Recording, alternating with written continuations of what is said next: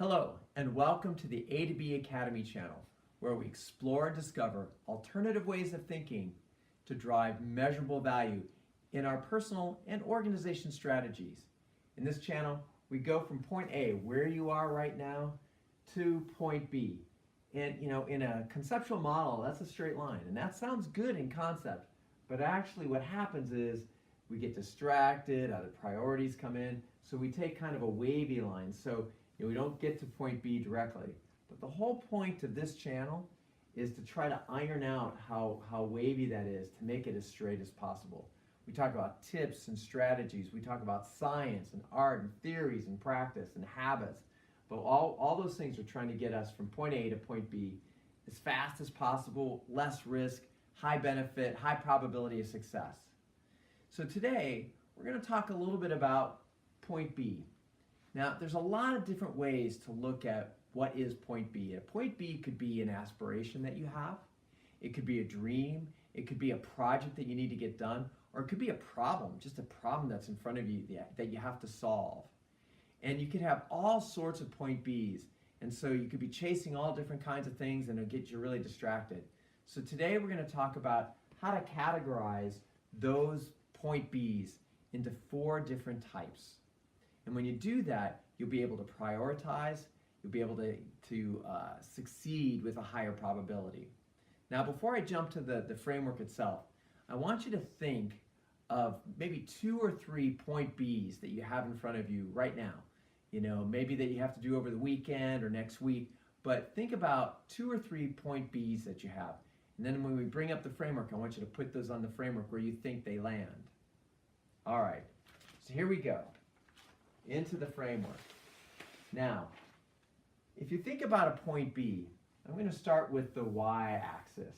Those point Bs, some of them are really easy, some of them are really tough. And in some ways, this could be almost a measure of complexity or ease of implementation. But sometimes if it's really, simple, then those are easy things to do. If they're really complex, lots of moving parts, maybe it's 2 years out of a goal, maybe it's skills you don't have. Maybe you have a team of 20 people working on something. But, maybe those are the tougher ones. And then the x-axis is, here's the low value things, and then there's a high value of things. So those are the axes that we're going to talk about in putting your point Bs on a grid. So the first part of the grid that I want to talk about are the things that are of low value and easy to do. And I'm going to call those distractions.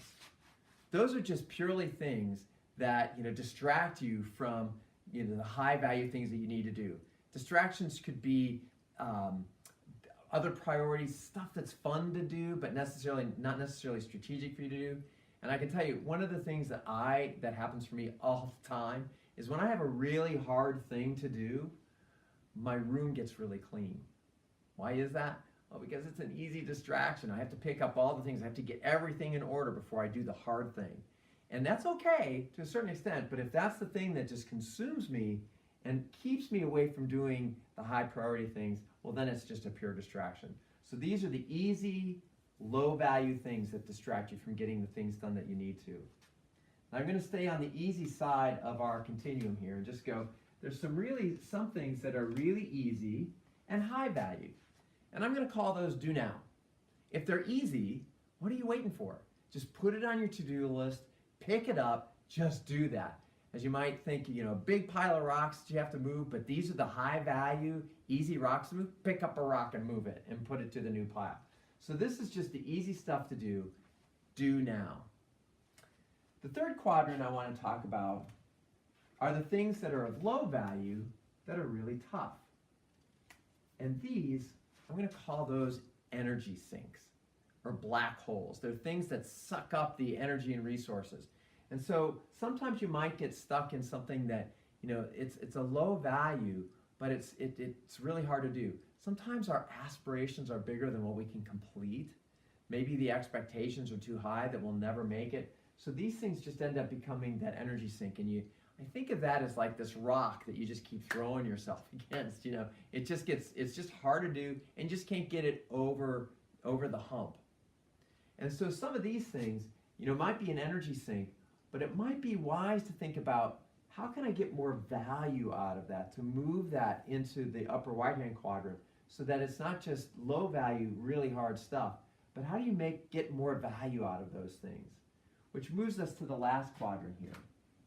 The last quadrant are the things that that are really tough, but you have a high value. And what I would say is invest in those. And what I mean by invest your resources, invest your precious time, invest in terms of planning those out, creating a project plan for that.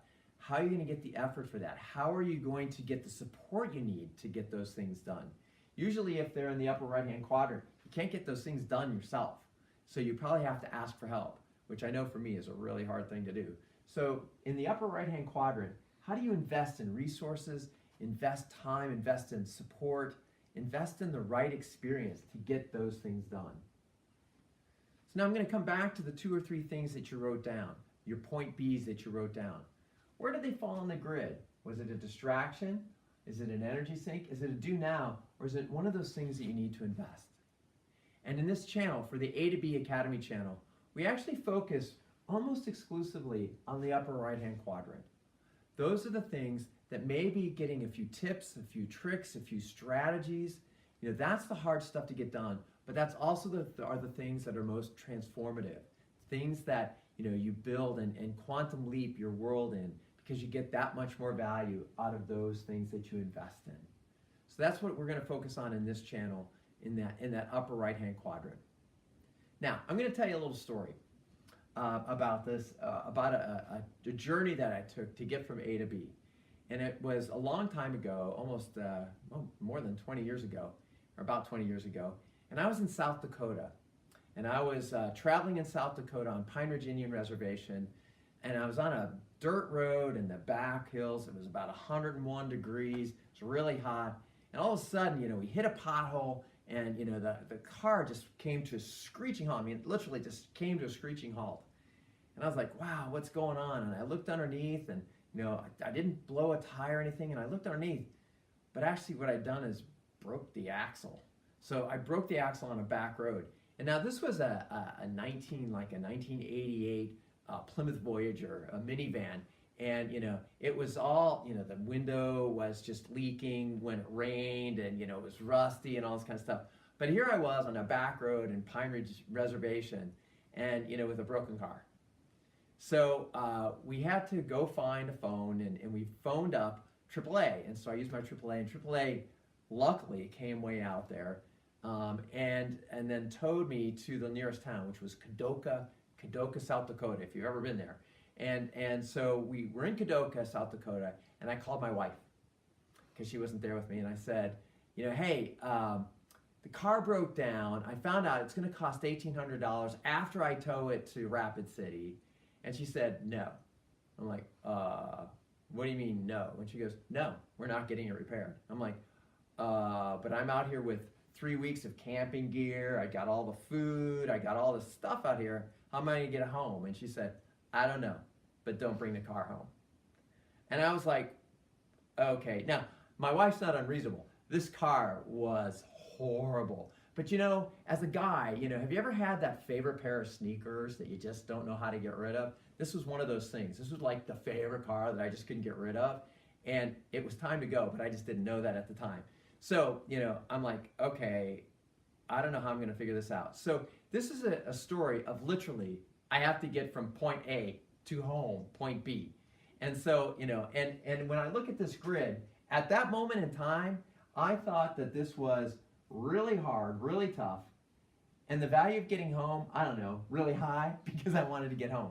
So I had to figure that out. Now, I had a minivan. Now, if you think about it, a minivan full of stuff. And I had to go back to camp, and I have all my stuff, and I have to ask for help, which again, I mentioned, really hard for me to do because, I don't like to be that vulnerable. And I was like, okay, folks, I have to get home.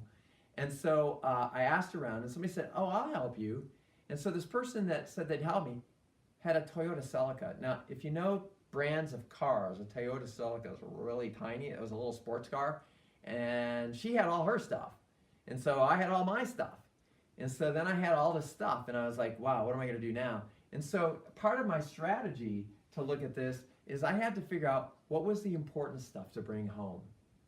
Because I needed to get home. She needed to get home with all her stuff. And then I had to fit all the rest of my stuff in a little space in the car. So what actually happened is I had to give away a lot of stuff. But I had to figure out what was most important for me to save.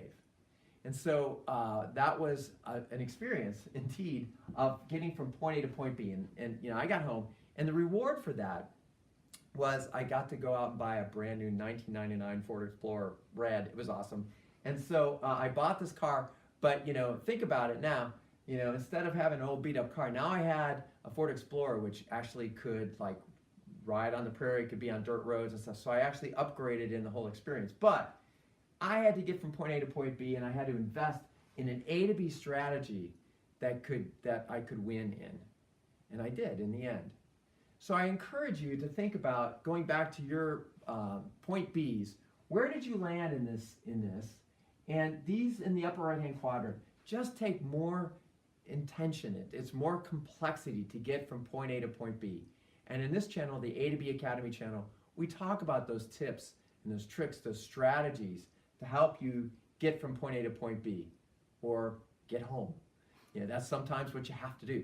So that's where we are.